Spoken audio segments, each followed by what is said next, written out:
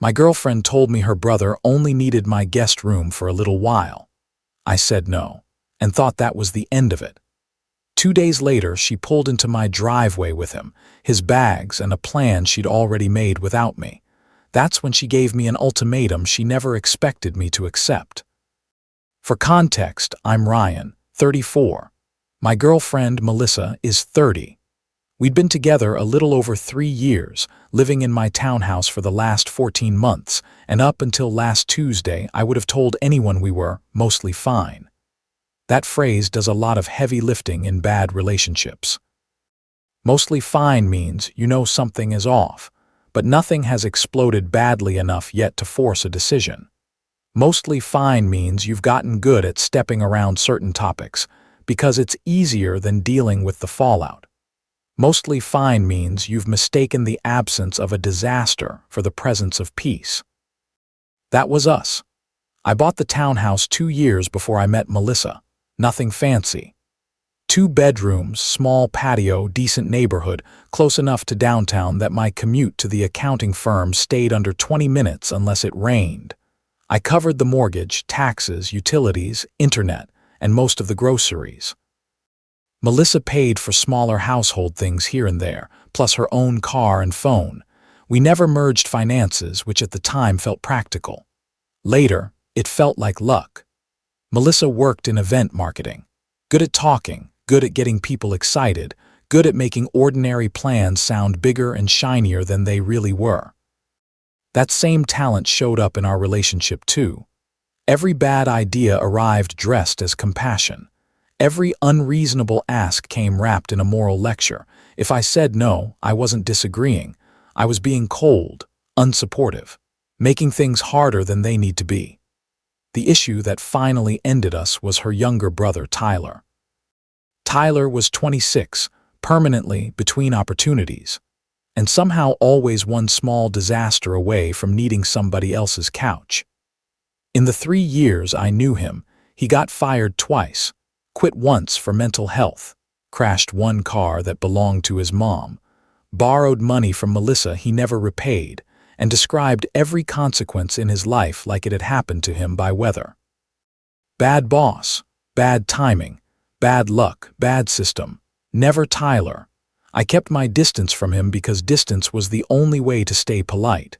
Then 2 Fridays ago, Melissa came home with that tone in her voice, too careful, too casual. The kind people use when they're already halfway through a decision they haven't told you about yet. I was in the kitchen making pasta. She dropped her purse by the bar stool, came over, kissed my cheek, and said, "So I talked to Tyler today." That sentence alone was enough to lower my blood pressure in a bad way. I kept stirring the sauce. Okay, he's going through a lot. Tyler is always going through a lot. She ignored that. His roommate bailed on him and he has to be out by Sunday. I turned off the burner and looked at her. "No," she blinked. "I didn't even ask yet. You didn't have to." "Ryan, be serious." "I am serious." That annoyed her immediately because she preferred her hard conversations to begin with me pretending the answer might be yes. She leaned against the counter. "It would only be temporary." I laughed once. Not because it was funny, because temporary is one of those words adults use when they want access without commitment. Temporary is how you smuggle permanent problems into somebody else's house. "How temporary?" I asked. "A few weeks, maybe a month."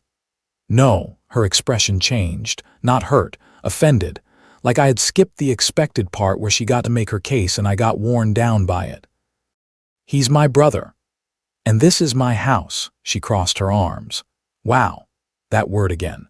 Wow, the universal placeholder for people who don't have a better argument yet. I said, "Melissa, he doesn't work consistently. He doesn't pay people back. He smokes inside when he's told not to.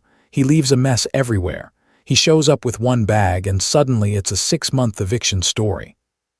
"No, he would respect your space." I looked at her. She actually said it with a straight face.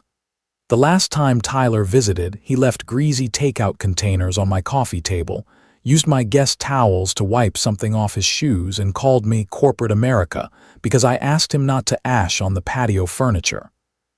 Respect my space." "Not happening," I said, Melissa's voice sharpened. So you're really fine with him being basically homeless? I hate when people do that. Take a boundary and drag it all the way to cruelty as if the only alternatives are full compliance or moral failure. I'm fine with Tyler solving his own housing problem, I said. He has a mother, 2 friends he's always with, and enough money for concert tickets every other weekend. He'll survive. That was Friday. She slept angry, which in Melissa's case meant not yelling. Just moving around the bedroom with extra drawer closing force and making sure I felt the temperature shift. Saturday morning she tried again over coffee, softer this time. Tyler was embarrassed. Tyler didn't want to ask. Tyler just needed a chance to reset. She said the guest room was barely used anyway. She said family helps family. I made the mistake of pointing out that Tyler wasn't my family. That bought me 12 silent minutes and 1 slamming cabinet. By Sunday afternoon, I thought maybe the thing had passed. Melissa went to help Tyler pack, which I noticed was an odd thing to do when he supposedly hadn't been approved to move anywhere yet. Still, I didn't chase the thought because sometimes your brain sees the cliff before your heart is ready to admit you're heading toward it. At 7:18 p.m., my doorbell rang. I opened the door and there stood Tyler with 2 duffel bags, a gaming chair, and the particular expression of a man who has been told that logistics are already handled. Behind him, Melissa got out of her car. For a second, nobody spoke. Then Tyler gave me a small nod and said, "What's up, man?" Like he was arriving for football. I looked past him at Melissa. "What is this?" She walked up the steps carrying a plastic bin and said, "Relax. We're just bringing a few essentials in." A few essentials. I still remember how calm I got in that moment. Not because I was okay, because something finally lined up. You spend enough time in a dynamic where the other person treats your no like a delay, and one day you realize the disrespect isn't occasional. It's structural. I stepped outside and pulled the door halfway behind me. "No," I said. Melissa frowned. "Ryan, don't do this on the porch." "I'm not doing anything." "You are." Tyler shifted his weight and looked away, already irritated that the people funding his emergency weren't coordinating smoothly enough. Melissa lowered her voice. "We talked about this." "No," I said. "You talked," I answered. She stared at me like I had broken some private rule. "You're going to leave my brother standing outside with his stuff." "Yes." That's when Tyler finally spoke up. "I can chip in, man." I almost admired the timing. Not before arriving. Not during the discussion, only once the door stayed closed. "With what?" I asked. Melissa shot me a warning look. Tyler muttered, "Damn." "No," I repeated. "Neither of you is bringing anything into my house." Melissa's face went red.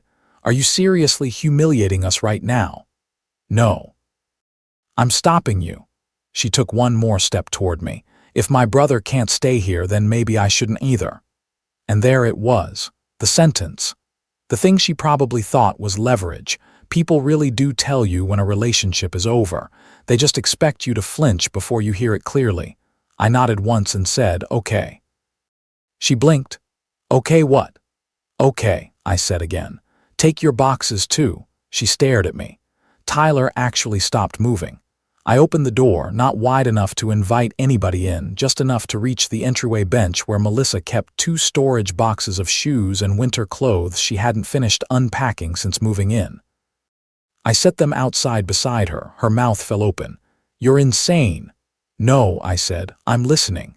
She switched instantly from outrage to disbelief. "Ryan, I didn't mean I was leaving tonight." "I know," I said. "You meant I was supposed to panic and give in." Tyler muttered, "Mel, forget it." But Melissa was still staring at me, trying to recover control of a script that had gone badly off page. "You're choosing this," she said. I said, "No, I'm refusing what you chose." Then I went back inside and locked the door. The pounding started about 30 seconds later, not Tyler. He was too lazy for sustained effort. "Melissa." "Ryan," I didn't answer. "Open the door." I stood in the hallway and let her wear herself out on wood and glass. Then came the calls. First Melissa. Then Tyler. Then Melissa again. Then Melissa's mom.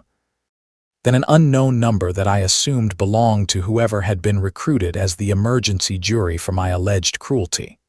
I put the phone face down and started making a list. That's what I do when something gets too emotional. I organize it until it becomes real. Item 1. Change the garage code. Item 2. Remove Melissa's fingerprint access from the front lock. Item 3. Text my sister so somebody else knew what had happened in case the story started mutating in public. Item 4. Pack the rest of Melissa's daily essentials neatly so there would be no future excuse to show up unannounced. By 9:00 p.m., the door pounding stopped. At 9:14, Melissa texted, "I cannot believe you embarrassed me and my brother like that." Not "I can't believe this is happening." Not "can we talk?" Not "I'm sorry for showing up with a human surprise package." Embarrassed me. I replied with exactly one sentence. "You brought your brother to my door after I said no." Her typing bubble appeared immediately. He had nowhere to go. "You left me no choice. You always do this cold, detached thing when normal people need compassion." I live there too. That last one interested me, because Melissa had lived there long enough to feel ownership, but not long enough to believe rules still applied to her. She had keys, closet space, bathroom products on every surface, and the confidence of someone who thought access was the same thing as authority. I didn't reply. At 1002, Melissa called again. I answered this time. "What?" I said. Her voice was shaking. Anger, not sadness. "Where am I supposed to sleep?" I looked at the wall for a second. "Probably wherever Tyler is sleeping." "That's not funny." "It wasn't meant to be." She inhaled sharply. "You threw me out over my brother." "No," I said. "I ended this because you tried to force a house guest into my home after I said no." "He's not a house guest, he's family." "He's your family." There was a long pause. Then the softer tactic arrived. "Ryan, please, just let us come in tonight and we'll figure it out tomorrow." Us. There it was, plain now, not Tyler in the guest room. Tyler plus Melissa as a package deal until I surrendered. Once you let a bad arrangement survive one night, people start treating it like the baseline. "No," I said. "You can't be this heartless." "I can be this done." She hung up.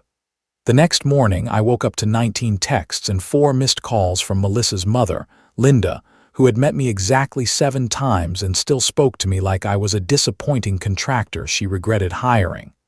The first text said, "A real man would never leave his girlfriend stranded." The second said, "Melissa gave you her best years. She was 30, not a retired athlete, but okay." The third said, "Tyler made one mistake and you judged his whole character." I liked that one because it implied years of inconsistency, unpaid debts, and smoking on strangers' furniture had now been merged into one mistake. I blocked Linda. Then I called in sick because I knew the day wasn't going to stay quiet. At 1011 a.m., Melissa showed up alone. No Tyler this time, no duffels, no audience. I opened the door with the security chain on. She looked exhausted. Mascara smudged, hair tied back badly, yesterday's shirt under a borrowed cardigan. For half a second I almost felt bad, then she spoke. "So this is really how you are," and there it was, not regret, not accountability, character indictment. I said, "Why are you here?" "To get my things." "Okay," she blinked, probably expecting a fight. I handed her 2 grocery bags I'd packed that morning with clothes, toiletries, chargers, makeup, and the shoes she wore most often. Her expression tightened. "That's not all my stuff." "I know. You packed it in grocery bags."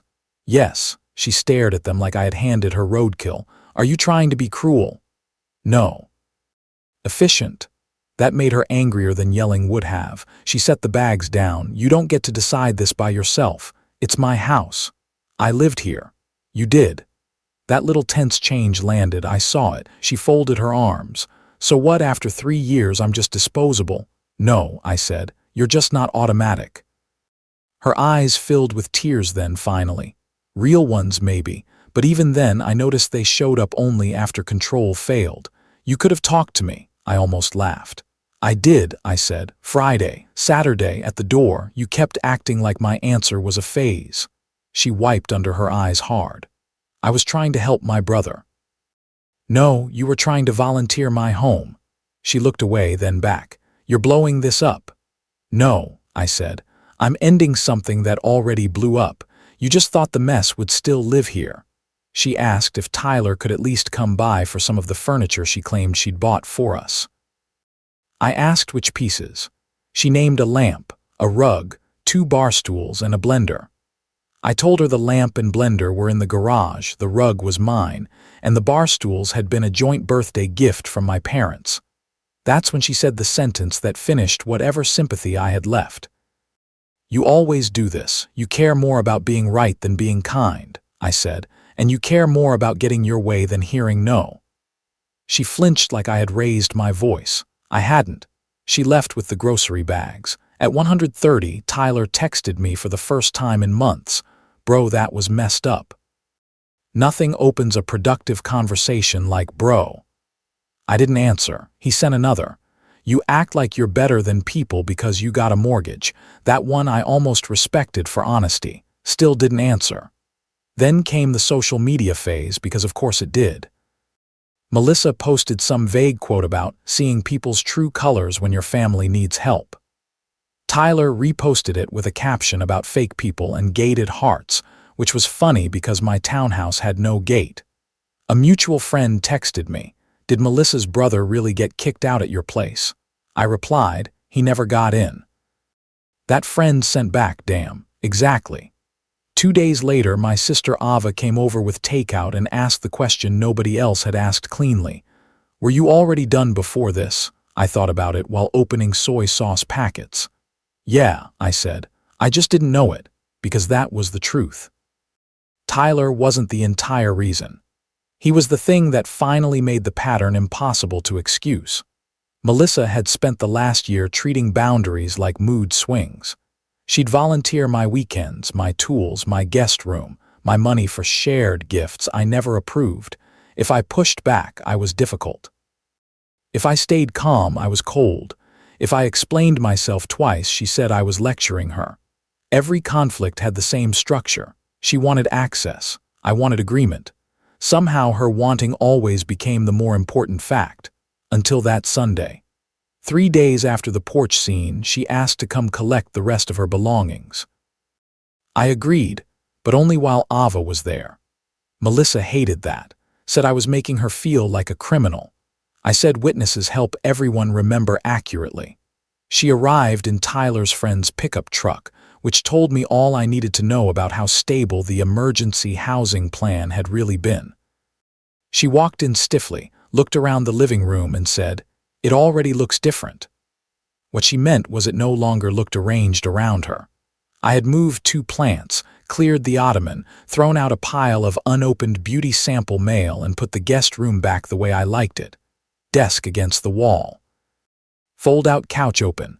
Clean, neutral, mine again. She packed mostly in silence. A few books, clothes, hair dryer, framed photos she chose not to take after all. At one point she stood in the kitchen holding her mug, the handmade ceramic one from some market we visited in Asheville, and said, "I thought this was home." I believed she meant it. I just also believed she thought home meant the place that remained available no matter what she imposed on it. I said, "It was, until you tried to decide who else lived here." She set the mug down harder than necessary. "You're never going to admit you overreacted." I leaned against the counter. Showing up with your brother and his luggage after I said no isn't a misunderstanding. He had nowhere else. He had plenty of somewhere else's. You just picked the one that cost you the least. That one hit, because that was it. Tyler staying with his mother would have meant Tyler annoying his mother. Tyler staying with a friend would have meant Tyler owing a friend. Tyler staying with Melissa in a hotel for a week would have meant Melissa paying for her compassion directly. My house solved all of that. Free compassion is always the easiest kind to volunteer. She zipped the suitcase, looked at Ava, then back at me. "I hope this feels worth it," I said. "It already does." And I meant it. Not because I enjoyed any of it. Breakups are annoying even when they're necessary. But the air in the house had changed. No tension humming under ordinary conversations. No sense that every small disagreement was just me standing in front of a train labeled compromise. No more waiting to see what request would next arrive disguised as kindness. The last thing Melissa did before leaving was look at the guest room. Then she laughed once, bitter and tired. "You picked that room over me," I said. "No, I picked the word no actually meaning no." She left after that. Tyler never texted again. Melissa posted 2 more indirect things online, then apparently realized vague quotes don't pay deposits. A mutual friend told Ava that Tyler ended up rotating between his mom's place and 2 buddies' couches, which meant the humanitarian crisis had, in fact, been survivable without occupying my house. Melissa sent one final message a week later. Not an apology, more like a closing argument. She said she still thought I lacked empathy. She said love should make room for people. She said I would regret being so rigid when life got messy. I read it twice and then deleted it, because messy life wasn't the issue. Uninvited life was. If Tyler had lost housing and Melissa came to me honestly, we might have had a conversation about helping him with a deposit somewhere else, or storing his things for a weekend, or paying for a motel for 3 nights so he could figure something out. There were options. Real ones. Adult ones. But that isn't what she did. She answered for me. Then she delivered the consequence to my doorstep and expected emotion to do what respect couldn't. That was the relationship in one frame. So yeah, when she said, "If my brother can't move in, then I'm leaving too," I said, "Take your boxes with you." Not because I was cruel. Not because I hated her brother. Not because I wanted revenge. Because for the first time, her ultimatum sounded less like a threat and more like useful information. And once you finally hear a relationship clearly, the quiet afterward is almost embarrassingly peaceful.